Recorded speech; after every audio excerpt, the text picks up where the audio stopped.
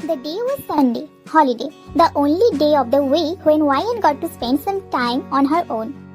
Ryan worked at a developer company. After the tiredness of the whole week, Sunday was the only day when Ryan could breathe a little peace. But no, this motherfucker Mother Nature just landed on this morning. That's it. #rip the peace. She didn't have the enough stock of sanitary products, so she had to go to the market, even though she didn't want to. Ryan was a food lover. But for her vast body, she had to put some restriction on her meals. Yes, she is a fat girl. She didn't care about her weight. But for this toxic society, she had to control her eating. But Sunday was the only day when she ate something good. Usually she made something at home, but as she went out and also she was on her period, so she thought of buying something. So she stopped at a shop to buy some pastry. Ryan, is that you? She looked back, hearing a familiar voice just to find a toxic moment of her known. It was Mrs. Julia. She used to live at the same flat as Ryan's. Julia auntie was not a good human. Interfering in others' lives was her only work. That's why Ryan didn't like that woman. Her mood became even more bitter than it already was. But she greeted her politely anyways. Hello auntie, long time no see. Oh dear, it's been really a long time. But look at you, you didn't change at all. Even your body seems bigger than before. She started to laugh like she cracked some kind of joke, but Ryan didn't. She was frustrated. She got bullied at school for her body. Some even sexualized her. Neighbors, friends laughed at her, advised her how she could lose weight. To be honest, she moved alone to the city just to avoid them. But fate is a bitch. The more you'll try to run away from it, the more it will chase you. So what are you doing here, dear? Oh, I was here to get some pastry. Pastry? For you? You'll eat that creamy pastry? Even if your body is like this? Oh dear, I'm sorry, but you shouldn't. Funny, isn't it? After a whole week of only boiled unspiced food, when one wants to eat something good for a day, she had to hear a harsh word. This is the life of a fat human. Oh yeah, that's right auntie. I shouldn't be eating this. Don't get me wrong, Ryan dear. I want you well. You know that, right? If your body be like this, then no one will marry you. It's the matter of your future.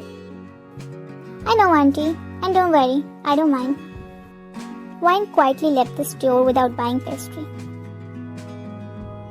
Ryan just sat on one of her sofa after a refreshing bath. That's when her phone rang. It was her mom. Hey mom. How are you doing, baby? All good. How's your work? Pretty well. By the way, are you following the diet chart? Again that topic. Seemed like everyone in this world was worried about Ryan's body except her. Annoying. I am, Mom. Is there any improvement? No. Mrs. Kim was saying that she knew a dietitian. He is pretty famous at his young age. I think you should meet him once. Mom, they're dietitian, not magician. Ryan, I only want you to be settled with a good man before I die. One can't be a good man if he judges women by her body. Ryan, Bye mom, I have some pending work to do.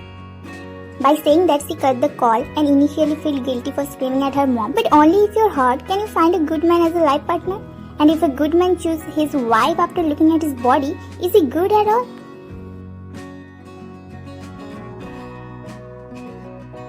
Ryan went to the dietitian whom her mother wanted her to meet, or to be specific, forced her to meet, Dr. John Jonko. May I come in? Yes please, have a seat. Hi, I'm Kim Ryan. Can you help me to be slim? Can you explain it clearly? I'm 22 years old, 70 kgs, and I want to lose my weight. Are you following any diet chart? I mean, have you consulted any dietitian before? I didn't, never wanted to. But my mom gave me a diet chart that I follow. Here's the chart. She got it from one of her friends. Okay. Usually patients like you came to me when they have some physical problem. But you're saying that you have no problem? No doctor, I don't have any problem in my body. But the body is my only problem. In fact, I wouldn't be here if the society wouldn't be a toxic bitch to the chubby peoples like me. So tell me, what I have to do to be slim so that I could put myself in the zero-figure category. First of all, you don't exist to be slim or pretty. So you shouldn't listen to anyone's toxic opinion. Society is a chatterbox. No matter what you do, how you are, they will always criticize you. Just don't give a fuck to them. And secondly, you can be slim. Can't be? Listen, I'm a dietitian. My work is to promote better nutrition to people. I can only tell you what to eat, how to eat, to be healthy. Do you break all your patients up like this? Tell them directly that they can be in their right size? By your BMI, your weight should have been 55 to 60 kgs. If that's what you mean by right size, then I'm making you a proper diet chart for this. Can I be in that weight within 1 or 2 months? What? You have to go through liquid or military diet for that. But that's not healthy. Then what's the way? There is one thing that you can try eating for magical results. Here, want it? Stop joking around, I'm dead serious. What's the hurry, Miss YN? It will take 10 to 12 months. That means at least 1 year. Then I'm giving you this chart for now. After 15 days, we'll see if any change is required. Is that okay for now, Miss YN? YN went out from his chamber. Something was happening in her heart. In her last 22 years, any boy was far away. No girl ever talked to her friendly because of her oversized body. Instead, they bullied her. It was the first time that someone treated her in such a friendly manner. On the other side, Jungkook was a little shocked as YN left his temper almost hurriedly. But YN's pink-tinted cheeks didn't go unnoticed from Jungkook. 15 days left, YN didn't want to visit Jungkook for the cursed feeling that she was feeling for him.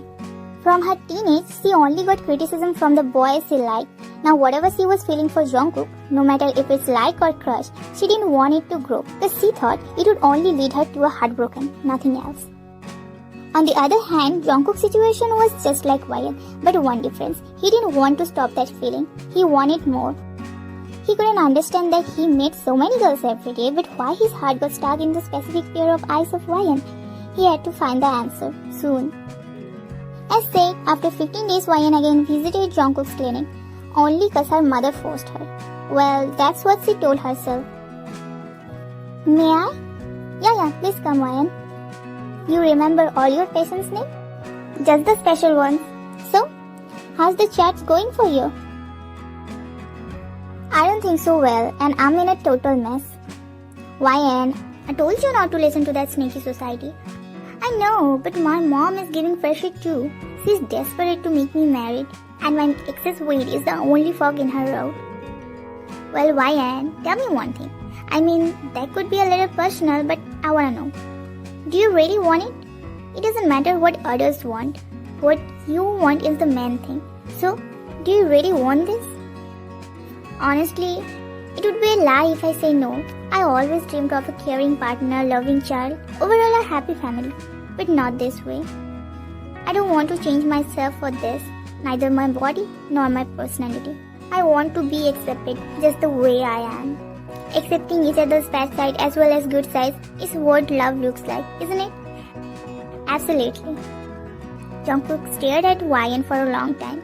She is the one that he was searching for his entire life. She was perfect in every way. Perfect for him. So, if a guy is ready to love you just the way you are, want to know you more, will you give him a chance? What do you mean? I want to know you more, YN, the real you. I made with so many beautiful patients every day. But I couldn't understand why that magical-eyed YN named girl had brought waves to my heart. I had asked myself 1,000 times, is it love? And every time my heart replied, what else it would be, idiot? But how? YN couldn't believe this. Couldn't say that the day she met him, her heartbeat was on high peak too. I know you must be thinking, how can I fall in love with you just in 15 days after meeting you? So let me tell you, it took less than 15 seconds. The moment you enter my clinic for the first time, you've entered my life too. The moment our eyes met, I lost it. So tell me, YN, will you give me a chance to know you more, to love you, to be with you in every situation, to stand by you when we both fight against the world? Will you let me, YN? He looked at her with so much hope. When you know that I have a fat, ugly body.